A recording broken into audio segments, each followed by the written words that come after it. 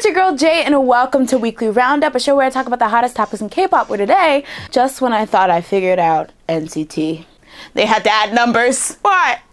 What?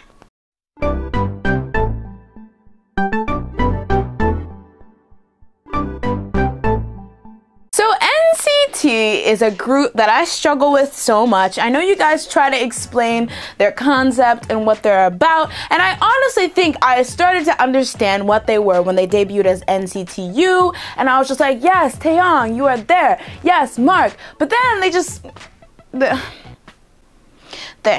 So this week, SM announced the newest subunit of their newest boy group project thing, NCT 127. So on Wikipedia it says that NCTU is the main subunit, but NCT 127, which was just announced and who will be debuting with a new single this month, is the Seoul-based subunit. So I think what threw me for the loop was the fact that it's not called like NCTS or NCTK. It's numbers. I'm sure the numbers stand for something. I'm sure it's like a zip code or something, and I'm just a fool, but this is throwing me for a whirlwind.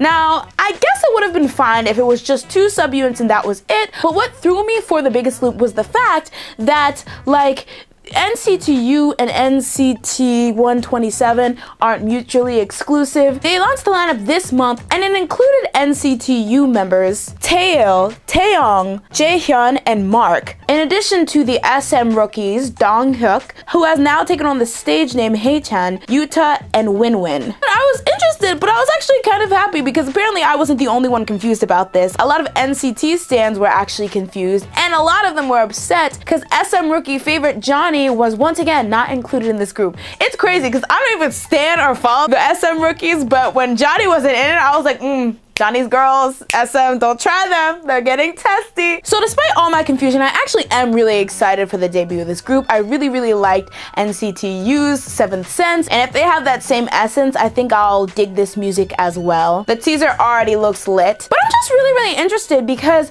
by the way that they're mixing and matching up these members for this group, it seems like this whole thing is going to be very individually based, because I already see people saying, you know, this is very confusing, but hey, I only stan one member anyway, so I'll just come if he's there and not if he isn't.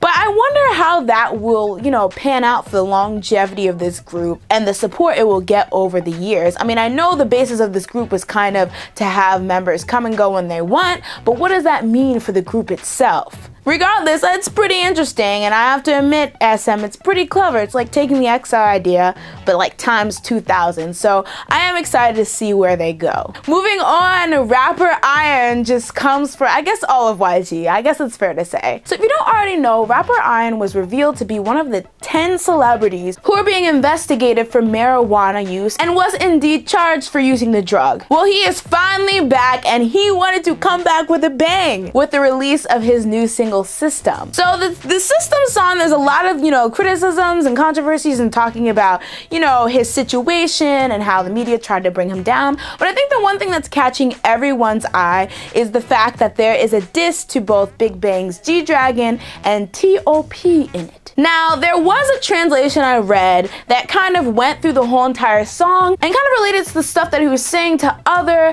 YG artists, including Seungri, CL, and there was a very obvious dab at Seven being kind of, you know, left to hang after his whole scandal in there. So I'm going to link you down to that interpretation, but in this video, I'm just going to focus on the dig he took at Big Bang's G-Dragon and Top. So in the rap, he wrote, "I take responsibilities for my actions like a man, but my thoughts on weed will never change. When reporters hear, they associate me with some lowlife. That XX shaved his head and I grew mine. Handicapped rapper Top should just stick to acting." So yeah, in it, he basically says that Top should just, you know, stay acting, coming at his skills. But I thought that the G-Dragon one was very interesting. If some of you don't know, in 2011, GD was caught using marijuana, and although it was definitely a mess in the media and he definitely got a lot of hate for it, he relatively got away pretty unscathed, and it was real that he stayed stated that he didn't know what he was smoking was marijuana. So a lot of people still to this day criticize him because they thought there was a very cheap way to kind of get off of it, saying that he didn't know what it was. And the whole jab at him shaving his head was due to the fact around the time a lot of people accused G-Dragon of shaving his head due to the fact that testing your hair is one of the ways they test you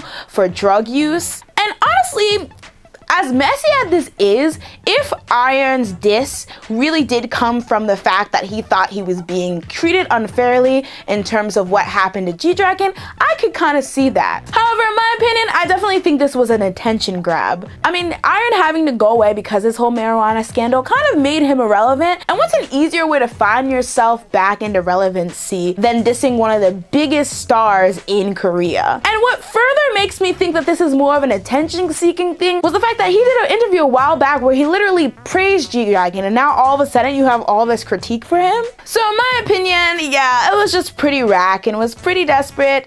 And I feel like it was really interesting seeing people's response to this, because I know a lot of people do not like G-Dragon, and hey, that's your prerogative if you don't like him. So a lot of people were like, hey, Aewen, yeah, get him, get him, get him. A lot of people don't like YG, so they're like, yes, at this tea. So if attention was what he wanted, I definitely think he got what he wanted. But what that could mean for his future, who knows? So last but not least, in more rapper news, Mnet has revealed the lineup for this new season of Unpretty Rapstar, Unpretty Rapstar 3. And there is a lot of surprises and a lot of stuff that I didn't find too surprising. So the official lineup will be Muriel from Brown Eyed Girls, Yukji-dam, who competed in Show Me the Money Season 3 and the first season of Unpretty Rapstar, Yuna Kim, which was a former member of the ARC, baby.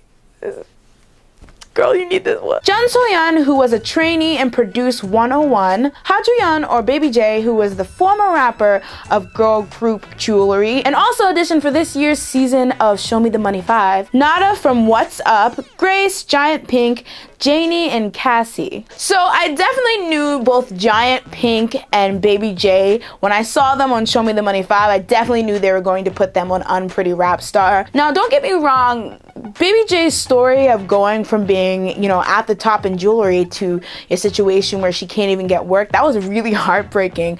But when I heard that story, I was like, oh, that's the kind of drama that Mnet wants. They're definitely going to put her on Unpretty Rapstar. And then Giant Pink, I think for as far as she got in this season of Show Me the Money and as little as screen time as they gave her, she deserves something. I definitely knew she was going to be on Unpretty Rapstar this season as well. Now, what really threw me for the loop was Yukji-dam. So there's been situations in Show Me the Money where people have come back and re-auditioned, but this is the first time ever somebody who was in a season of Unpretty Rapstar already has come back for another season. And I think it's actually kind of interesting because I think it's pretty obvious that she has pretty close ties to Mnet. I mean, anytime you see some kind of reality show where they perform that's on Mnet, you'll always see her in the freaking crowd. They always cut to her and she's just there chilling.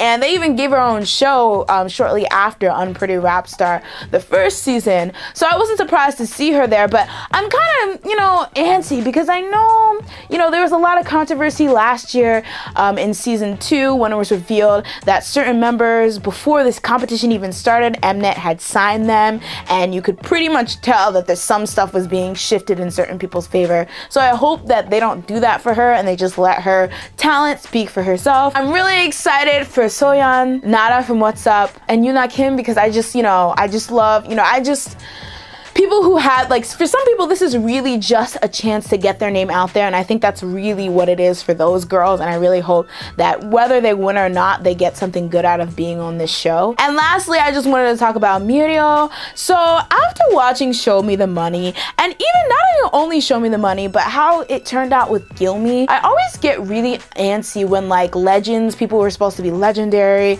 and supposed to have this really next level skill, go on shows like that, because it's like they have so much to lose if they don't show up. Like, especially watching Show Me the Money 5, when these Korean rap legends would come out to audition, and, you know, they'd have all the respect from the judges already and all the contestants, and then they would just bomb. That was always so cringy, and it's like, it's one thing to embarrass yourself, but when you're supposed to be the best of the best to embarrass yourself, and not that I'm doubting Muriel's skill at all or anything, I just feel like, you know, it's happened to great people, so it could happen to her, and I just really don't want her legacy to be tarnished in that way. So that's it it for this episode, but as always, guys, I want to know what you think. Who are you rooting for in this season of Unpretty Rapstar? Do you think that Iron's YG diss was out of line, or do you think as a rapper, he has any right to diss who he wants? And last but not least, what do you think about NCT 127? And could you explain what is that?